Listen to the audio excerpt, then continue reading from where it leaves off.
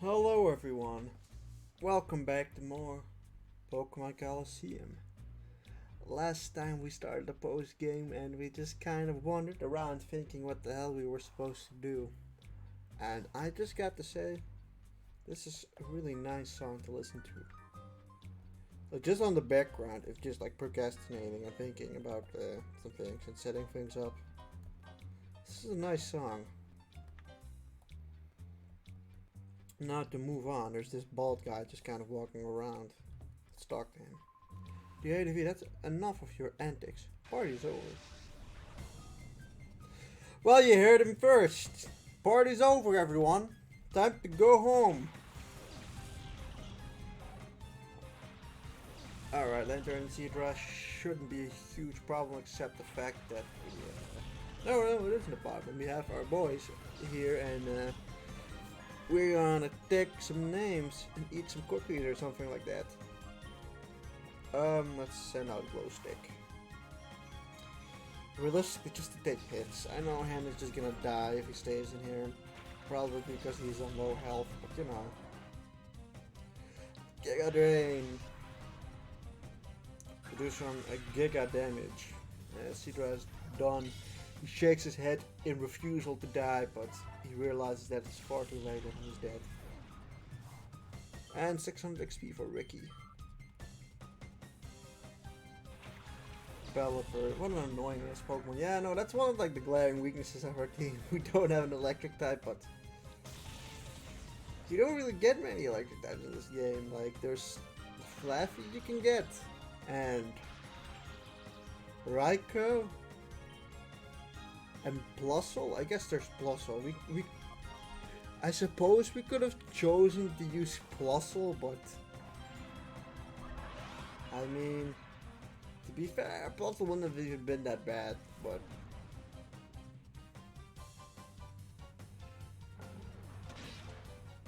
honestly didn't really feel like playing with Blustle. Because at that point I already had like the rest of my team members mapped out. I already knew who I was going to use after that point.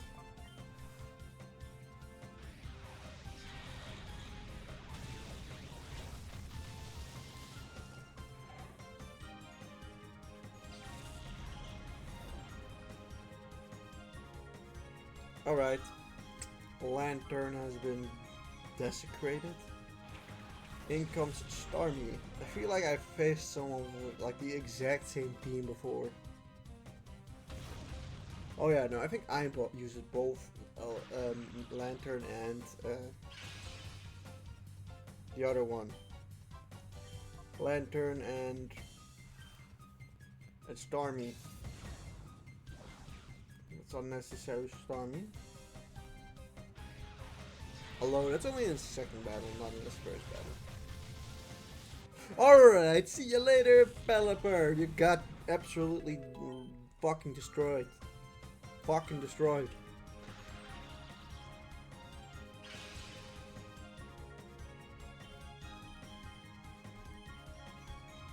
Oh, he's already down to -4 or +4 evasion.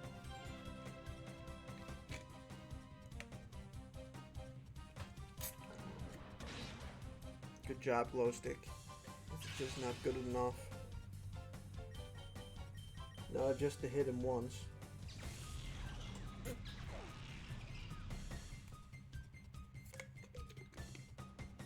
Let's go. Get obliterated, get eviscerated, Starmie, for using fucking minimize. Man, the last two episodes, they really love using fucking evasion, don't they? Alright, Draton has been defeated. I'll show you a painful time one day. Man, you really hate me. What did I do to you? Like, I know that I, like, fucking blowing this place up probably means that you don't have a stable income anymore or something along those lines. So actually you have at least a reason to hate me, but still. You don't have to say it to my face, man. Alright, free PP ups. That's very cool. We're probably never using it.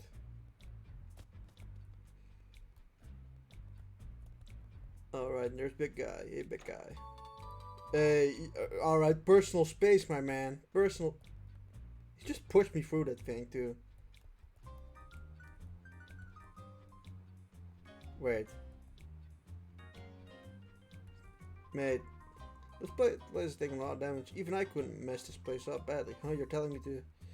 Look, me, you did this, then prove it. Show me you can do it. Alright, well, if you get out of the fucking way after the battle. Puppetar and Spinda.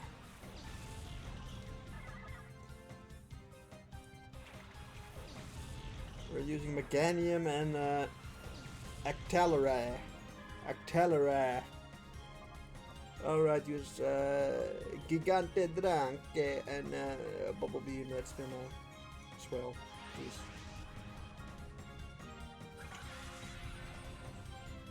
Puppetar's dead.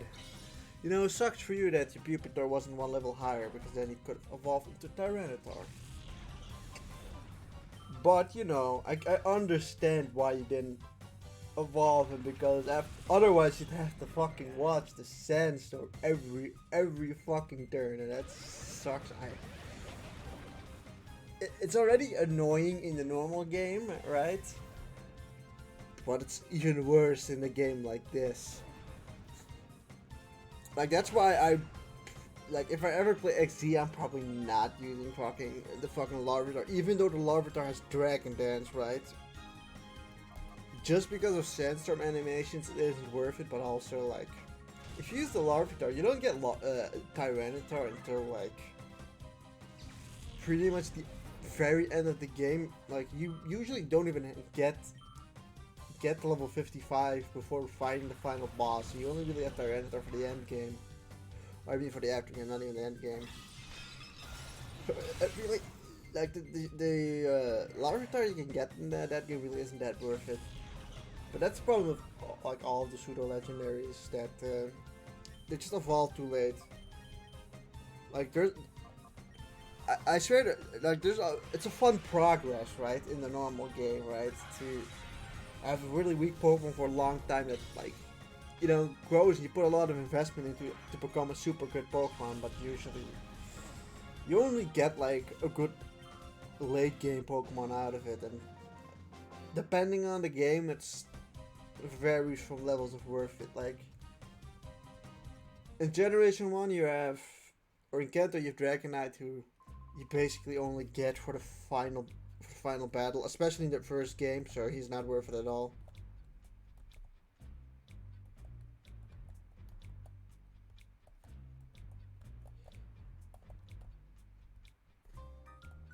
Alright, move!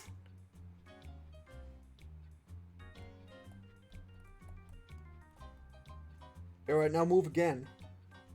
He fucking made us stuck!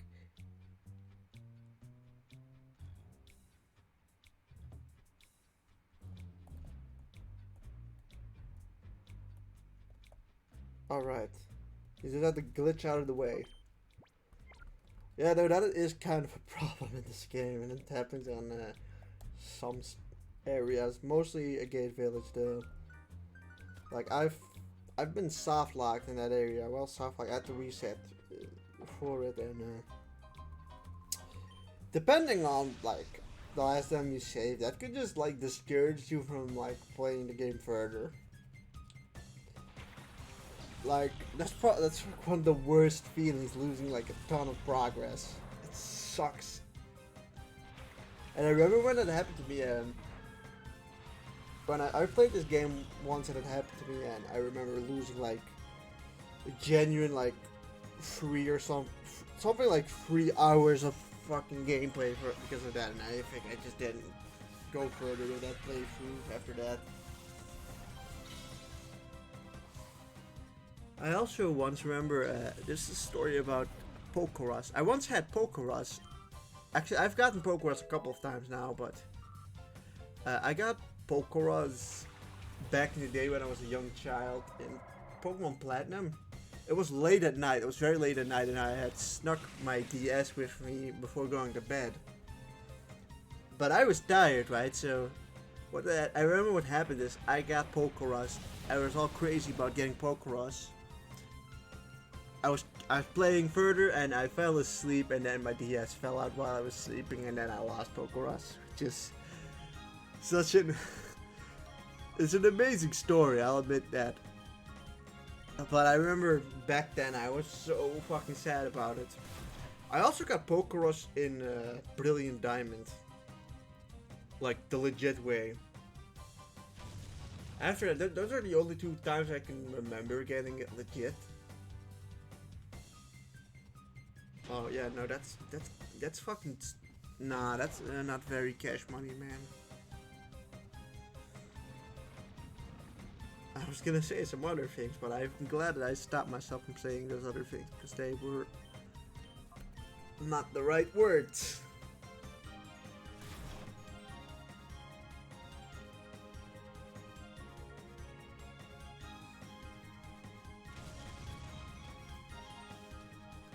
I'm a lot more talkative today than usual. Yeah, before this I was talking about like the pseudo legendaries, right? In Kanto you have Dragonite, who evolves level 55, so you only really have the Elite Four where you can use it, and even then you'd have to fucking grind your Pokemon up to level 55 for that. And as a kid, I always had this like feeling of I must grind my Pokemons up to the same level as the Elite Four. Like, in my head, it was always like, oh, they have some big training arc, right? But like nowadays, it's like, ugh, I can't bother to grind them out to like fucking 10 levels or something. Oh, if it's a Nuzlocke or something like that, or a difficult challenge, then sure, but if it isn't necessary, I don't even do it anymore. Johto finished it so early on in the levels. Johto, I love the region and such and stuff, but that's the Johto games have a lot of flaws in that sense. Like you're around level 40 right when you find the Elite Four originally, and I'd say once you've beaten all of the Elite Four and you've beaten all the Kanto gym leaders, you're only around like level 45 to 50, somewhere around that region. So like, you don't even get Dragonite. Tyranitar isn't available for you until just before Red, so you don't have any kind of use out of Larvitar. And I'm kind of. Is there another pseudo legendary that came in that game? I don't think so. I mean, then you have Generation 3 Hoenn, where you don't get Metagross until the after game, and you can get big on once you get Waterfall, which is after the 8th gym, so you only get Elite Four for him once again, so. Flygon isn't a pseudo legendary, so. Like, Flygon you can just use when you want. You know, I always liked Salamence a lot more than Flygon, but I can definitely understand why people are more attached to Flygon than to Salamence, because Flygon has been way more available than Salamence. I never expected to see you again. Not like this, anyway. No, but Salamence is just not very available, whereas Flygon is very available, and it is still a very good Pokemon. With a really fun type. Ground Dragon is a fun-ass type. Especially when you get Levitate with it. Generation 4 is Garchomp. Garchomp definitely has less. In Platinum, he's like really available to use, which is nice, and Diamond and Pearl is available, I think, after the 5th gym, or no, after the 6th, I think, after the 6th gym. And he evolves to level 48, which is like actually much more usable, and you actually can get him before like the final gym, and you have a bit more time with Garchomp than you have with other ones. And what you have after that? Generation 5. I mean, you don't get the pseudo legendaries until you're at Victory Road, and like you can get Hexorus like right away, which is nice. And like, yeah, Hydreigon is like a whole fucking thing. Like, Hydreigon is just like a special sort of thing. I just like getting iDragon in that game is just like, it's just bragging rights only. Like, you don't even get a good Pokemon out of it. Like, the only useful fights you can use it in is Cynthia and like the rebattles against Elite Four. Like, you don't even get this Hydreigon for the majority of the post game. It's only once you fight the very last couple of battles. Black 2, you can use full Corona the whole way through, which is really cool. As well as extras. I mean, the post game I find in Black 2 and White 2 is a lot longer, and assuming you do like the whole Black Tower slash like the White Tree. I don't remember what's called in White 2 because I've not played White 2 as much. Oh yeah, this is the guy, by the way. What? The ADV, it's been a while. Not since the mayor's house in Phoenix City. You quit Team Snag and there's nothing here for you. Or did you come out to see me, Bluno? If that's the case, I'd better not disappoint you. Man, Bluno, we were buddies back in the day. Of course I came to see you. Of course I came to see you. It's not like I'm just here to steal your Pokemon.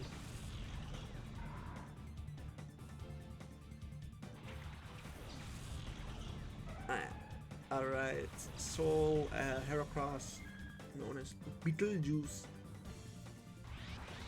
There's Croconaw. But we're gonna Mega Horn, Grumpig, and Psychic Grumpig. Yeah. Goodbye, Grumpig. Man, normally in like games, you get Mega Horn so late in the game that, well, I suppose we're really late in the game, and it feels like Mega Horn usually isn't. I'm not using Mega Horn a whole lot when I'm playing through, like, when I'm using Heracross, but like, in another sense, it's been really useful in this playthrough. I've been using it a lot, like, almost on equal terms with like Brick Break, which is usually not the case. Usually I like very rarely see myself using Mega Horn. But here it's actually been quite useful, so. I suppose it's like partially because I feel like in this game switching out is much more of a chore than in other games. Like, I often find myself thinking, it's faster if my Pokemon just faints and I can just send him free out. Right, let's get this Croconaw.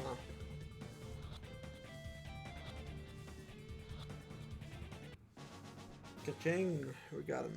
Let's go. Mr. Camerupt. Eat this Psychic Muck.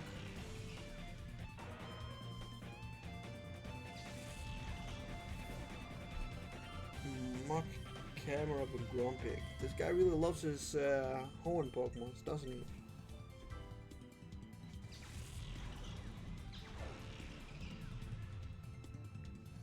Finish him, Ketchup, please. Good job, Ketchup.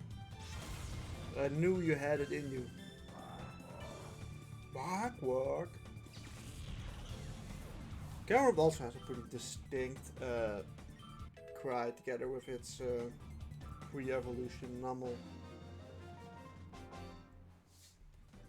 That's not right. How could my Croconaw be defeated?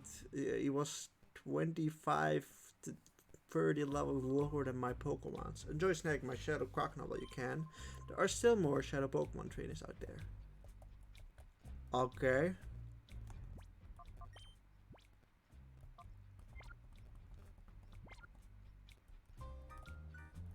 Ah, yeah, right. So now we can just leave this area, which means we head back over here. But there's actually one more little thing we can do here.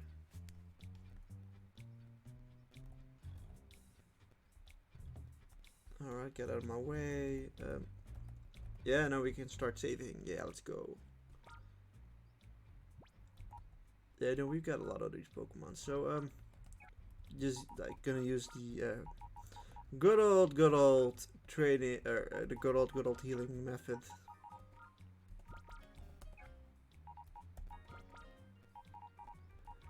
For like the two people that didn't notice, you can heal your Pokemon by just throwing them into PC.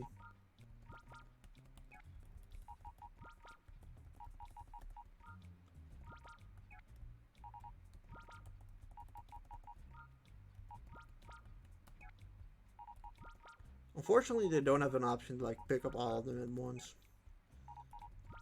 To be fair, that option didn't happen until I think Generation 6.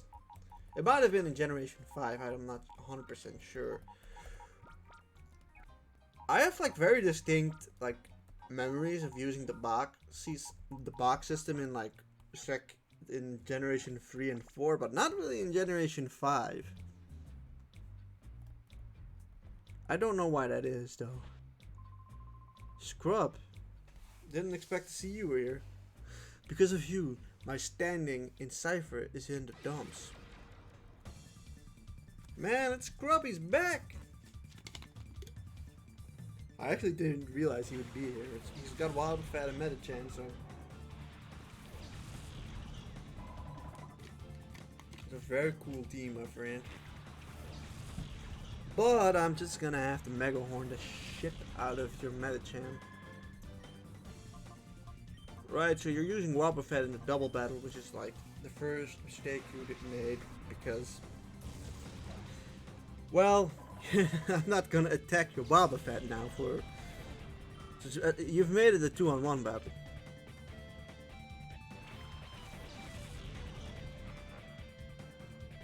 On Dale.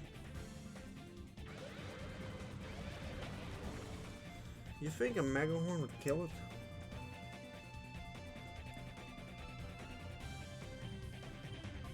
Well, we're gonna just try out, I guess. Nice. Nice. Very nice. It's a very nice Beetlejuice. And Golem, and I'd say rest in peace, Golem. You're gonna get a rude awakening here.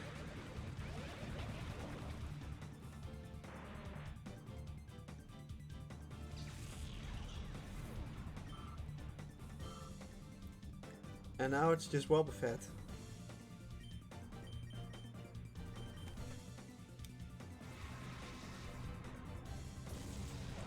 Man, you got fucking dicked hard by my Mega Horn, man. You didn't even do any damage.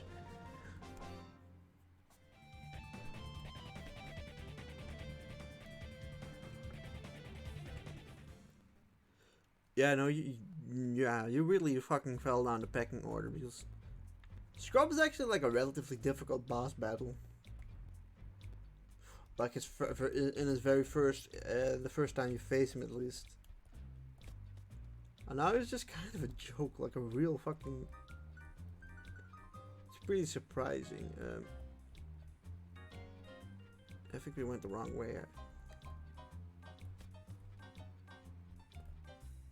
I think we were supposed to go down here because now there's actually something waiting for us over there. But do I want to keep this party up? You sure?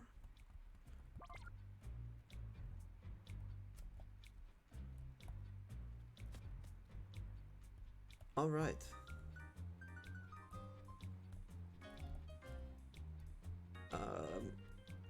Okay, I thought there was someone here, but wait, did I see something spark over here?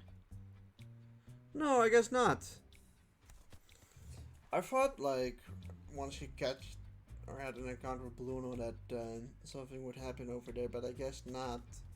And I was even more convinced once fucking Scrub decided to show up, but...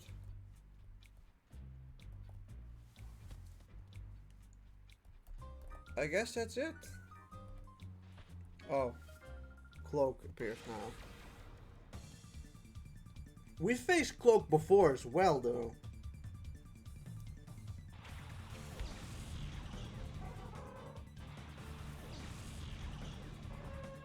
Like, are we just gonna keep seeing all these like shadow Pokemon trainers here?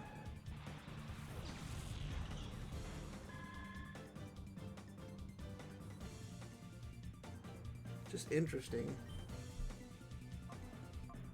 Yeah, sure, we'll do this.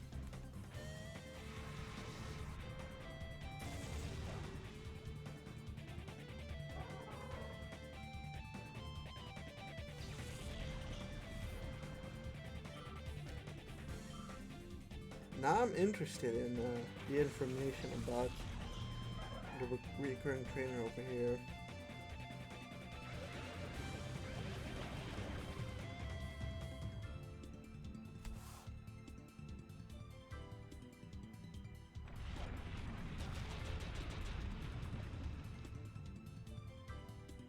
Huh.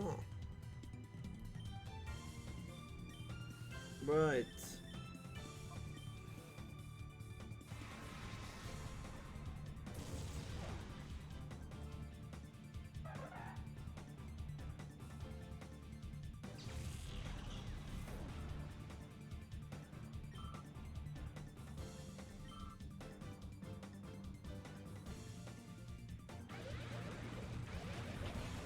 Oh.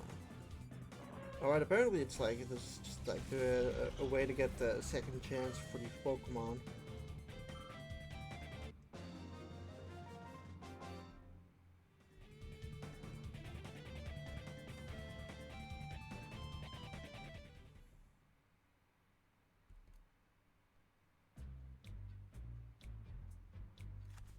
Right.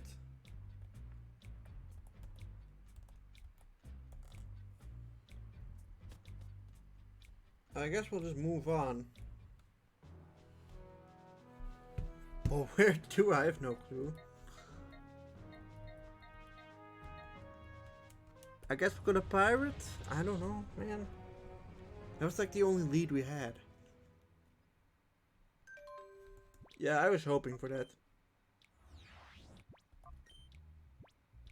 Shadow Pokemon. I analyzed the Shadow Pokemon list again and discovered 6 more Pokemon. The additions of Ursaring, Skiploom, Quagsire, Tropius, Skarmory, Sunflora. Right. It's all nice and dandy, but you didn't give me a fucking place where to go next.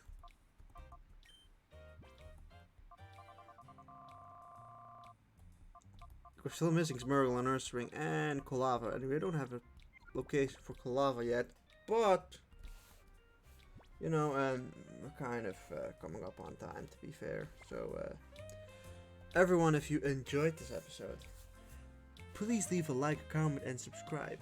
I really appreciate it, and I hope you guys are having a nice day. Goodbye!